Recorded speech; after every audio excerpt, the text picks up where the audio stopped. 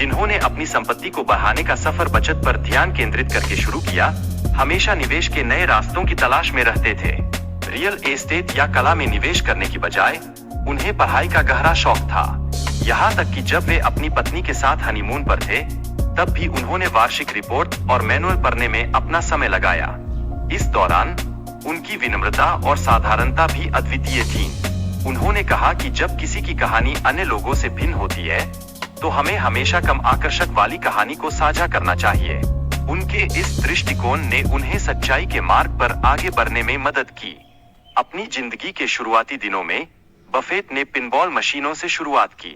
यह अनुभव उन्हें पूंजी के चमत्कार की वास्तविकता से अवगत कराता है।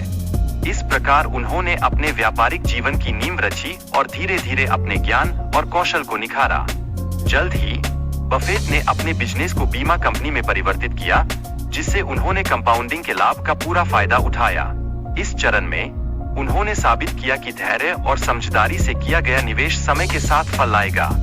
बिलियनियर बनने के बाद बफेट छोटी राशि को भी महत्व देते हैं। उनके लिए हर पैसा एक नया अवसर है, जो उन्हें और भी अधिक उद्यमिता की ओर ले जाता है। यही नहीं, उन्होंने बाजार को भी एक नई दृष्टि से देखने का प्रयास किया। बफेट का मानना था कि बाजार अल्पकालिक में वोटिंग मशीन और दीर्घकालिक में वजन मशीन की तरह काम करता है।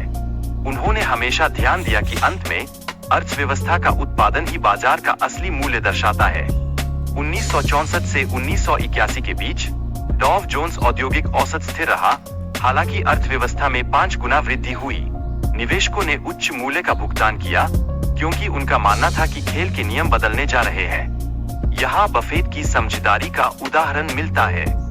जब मूल्यांकन बबल जैसे होते हैं, तब आंतरिक स्कोरकार्ड पर ध्यान देना अधिक सहायक होता है। बाहरी सहमति के बजाय तथ्य और तर्क पर ध्यान केंद्रित करना आवश्यक है। यह दृष्टिकोण निवेश में सही दिशा देने में मदद करता है।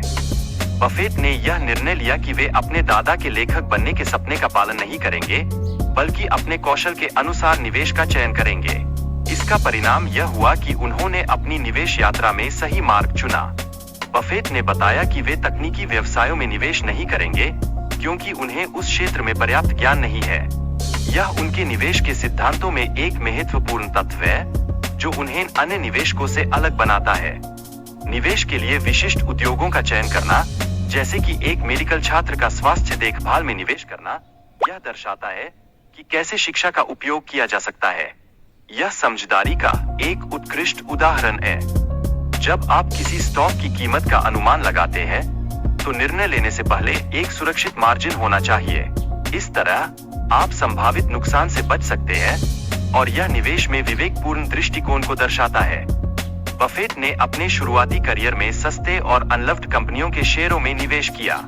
ये स्टॉक्स, जिन्हें अक्सर सिगार बट्स कहा जाता है, नए लाभ के अवसर पेश करते हैं। यह उनकी निवेश शैली का आधार बन गया। बफेट ने यह भी सीखा कि एक कंपनी की परिसंपत्तियों को बेचने पर शेयरधारकों को भी लाभ हो सकता है, चाहे व्यवसाय संचालन में हो। यह समझ निवेश को सुरक्षित बना देती है, जो उनके दृष्टिकोण का एक महत्वपूर्ण हिस्सा है। ग्रैहम ने उन्हें मूल्य निवेश के सिद्धांत सिखाए, जिनमें सस्ते और अप्रिय शेयरों पर ध्यान केंद्रित करना शामिल था। यह दृष्टिकोण निवेश के लिए एक स्थायी बल बन गया।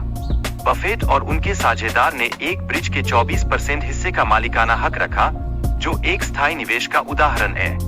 इस निवेश ने उन्हें वित्तीय सुरक्षा प्रदान की, जो हमेशा उनके लिए महत्वपूर्ण रही है। उच्च स्विचिंग लागत वाले उत्पादों में निवेश करना भी महत्वपूर्ण है, जैसे कि सैप सॉफ्टवेयर। ग्राहक इस तरह की कंपनियों के प्रति वफादार रहते हैं, क्योंकि परिवर्तन की लागत अधिक होती है। यह रणनीति निवेश में स्थिरता लाती है। इस प्रकार वॉरेन बफेट ने न केवल अपने जीवन में धन और सफलता हासिल की, बल्कि उन्होंने निवेश की दुनिया में भी एक नया दृष्टिकोण स्थापित किया। उनका यह सिद्धांत कि कैसे धैर्य, समझदारी और सही निर्णय लेना चाहिए, हमेशा हमें प्रेरित करता है।